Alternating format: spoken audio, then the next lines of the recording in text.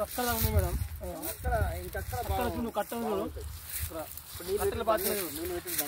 ఇప్పుడు పడుతున్నా కొంచెం బ్లాక్ కనిపిస్తుంది. పెద్ద సైజు ఎందుకంటే ఇంట్లో పెద్ద సైజ్ అంతా తీసేసాం.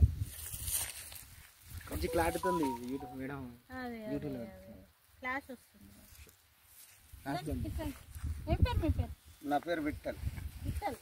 మీ పేరు ఏం పేరు? సలీం. మళ్ళీ గుర్తుపడతారు నన్ను? వినోద్ లేకుండా వచ్చిన గుర్తుపడతారా?